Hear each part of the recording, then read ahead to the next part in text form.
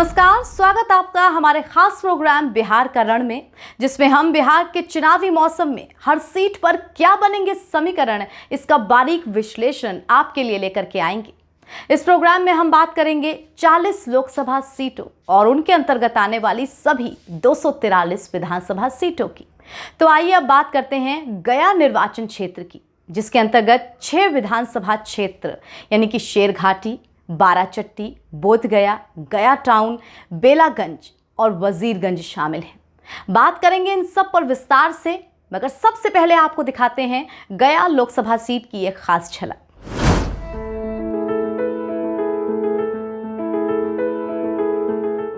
गया जिला भारत के बिहार राज्य में स्थित एक जिला है। बिहार के दक्षिणी भाग में आने वाला ये जिला मगध प्रमंडल के अंतर्गत आता है। ये जगह बौद्ध धर्म मानने वाले लोगों के लिए सबसे पवित्र जगह है। यहाँ स्थित बोधगया में भगवान बुद्ध को ज्ञान प्राप्ति हुई थी। हिंदुओं के लिए ये नगरी काफी महत्वपूर्ण है। यह मोक्ष की भूमि कहलाती है।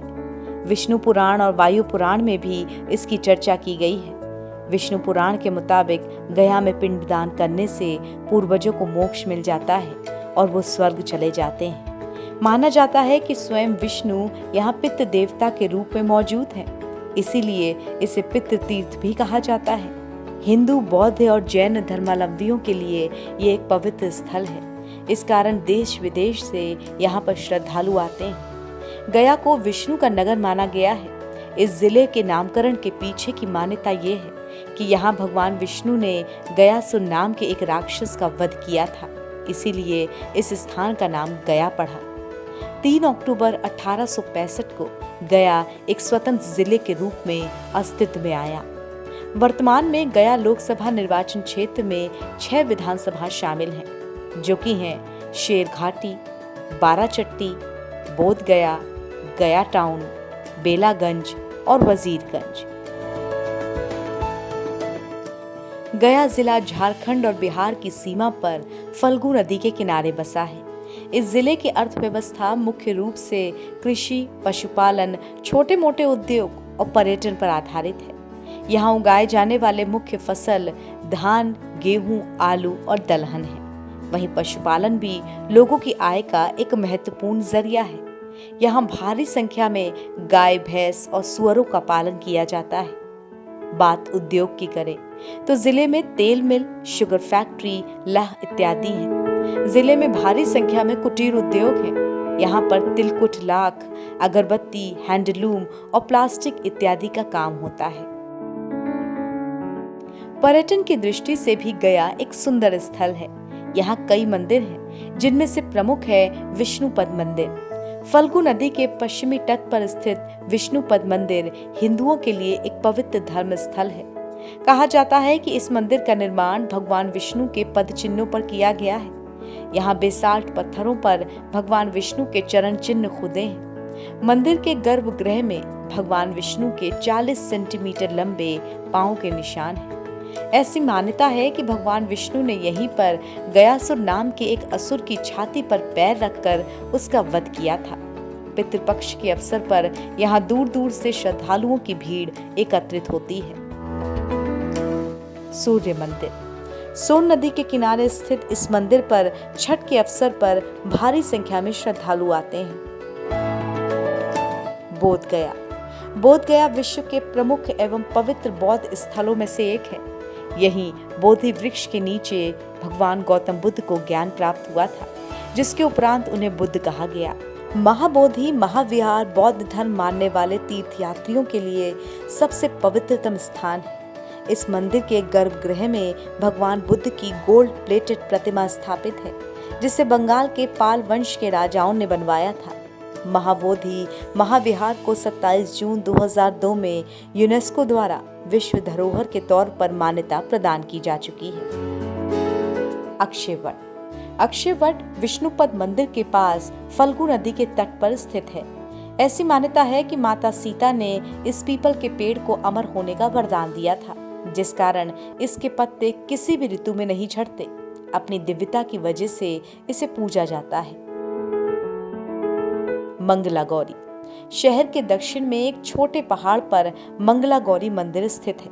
मंगला गौरी मंदिर में भगवान शिव की प्रथम पत्नी के रूप में सती देवी की पूजा होती है। पौराणिक मान्यताओं के अनुसार माता सती की मृत्यु के पश्चात भगवान शिव प्रलंकारी नृत्य करने लगे। उन्हें शांत करने के लिए भगवान विष्णु ने देवी सती के शरीर के कई टुकड़े किए। देवी सती के शरीर के टुकड़े विभिन्न स्थलों पर जाकर के गिरे, जिन्हें शक्तिपीठ के नाम से जाना जाता है। यहाँ 2 गोल पत्थर हैं, जिन्हें देवी सती के स्थनों का प्रतीक मानकर उनकी पूजा की जाती है। रामशिला पर्वत। गया शहर के दक्षिणी पूर्व छोर पर रामशिला पर्वत एक पवित्र धार्मिक स्थल है। ऐसी मान्यता है कि भगवान श्री राम ने इसी पहाड़ी पर अपने पिता राजा दशरथ का पिंडदान किया था। इसी कारण इस पहाड़ का नाम रामशिला पर्वत पड़ गया।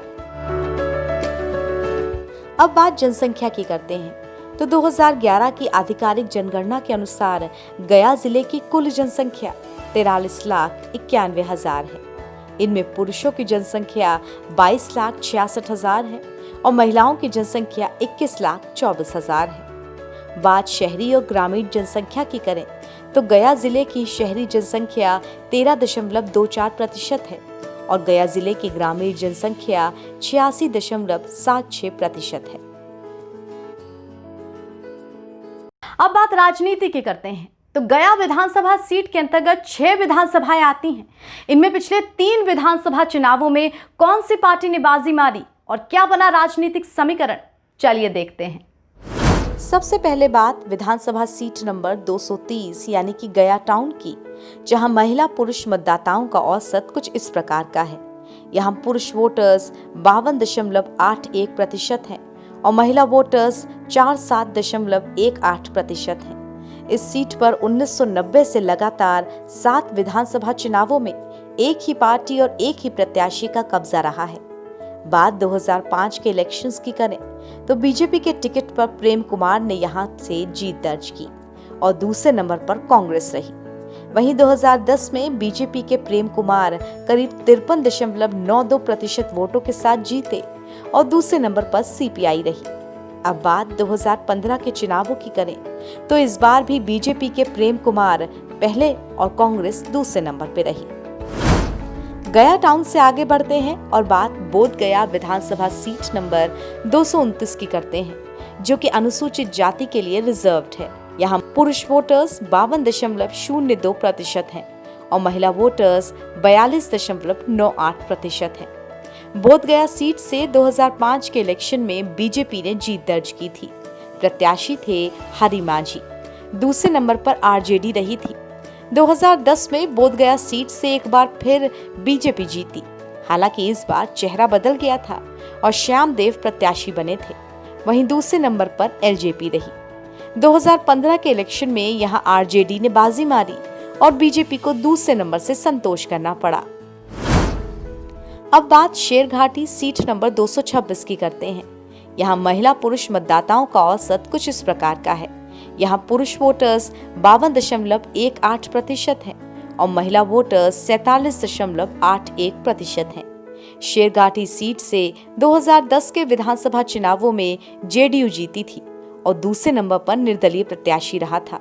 वहीं 2015 के इलेक्शन में भी जेडीयू के हाथ यहाँ की बाजी लगी और विनोद प्रसाद यादव ने एक बार फिर से इस सीट से जीत दर्ज की। अब बात सीट नंबर 228 बाराचट्टी की, जो कि शेड्यूल कास्ट के लिए रिजर्व्ड है। यहाँ पुरुष वोटर्स 51.75% हैं और महिला वोटर्स 48.24% हैं। यहाँ 2005 में बाराचट्टी सीट से जेडीयू ने अपनी जीत दर्ज की थी और दूसरे नंबर पर आरजेडी रही थी। 2010 में भी ये सीट जेडीयू के ही नाम रही और इस बार भी दूसरे नंबर पर आरजेडी रही। वहीं 2015 के इलेक्शन में यहाँ पर आरजेडी ने बाजी मार ली और दूसरे नंबर पर एलजेपी रही। आइए आगे बढ़ते हैं और बात बेलागंज विधानसभा सीट नंबर 232 की करते हैं। यहाँ महिला पुरुष मतदाताओं का औसत कुछ इस प्रकार का है।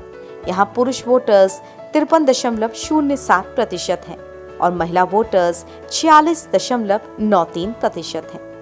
बेलागंज सीट पिछले 5 चुनावों से लगातार आरजेडी के नाम रही है और जीतने वाला प्रत्याशी भी एक ही रहा है। 2005 के इलेक्शन में यहाँ पर आरजेडी के टिकट पर सुरेंद्र प्रसाद यादव जीते थे, वहीं दूसरे नंबर पर जेडीयू रही थी।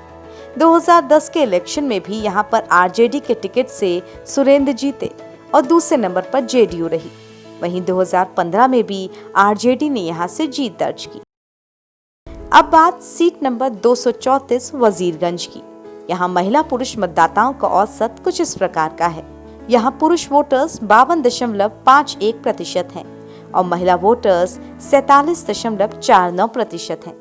वजीरगंज सीट पर पिछले 2 चुनावों से बीजेपी और कांग्रेस की जंग चल रही है। 2010 में जहां इस सीट से बीजेपी जीती और कांग्रेस दूसरे नंबर पर रही, तो वहीं 2015 के इलेक्शन में बाजी पलट गई। जीत कांग्रेस की हुई और दूसरे नंबर पर बीजेपी रही। दर्शकों, बिहार का रण में आज आपने सुना गया लोकसभा सीट के अंतर्गत आने वाली 6 विधानसभा सीटों का विश्लेषण। अगले एपिसोड में हम एक और लोकसभा सीट की सभी विधानसभा सीटों का सटीक विश्लेषण आपके लिए लेकर के आएंगे। तब तक के लिए मुझे दीजिए इजाजत और आप बने रहिए NVR 24 के साथ, सत्य भी तथ्य।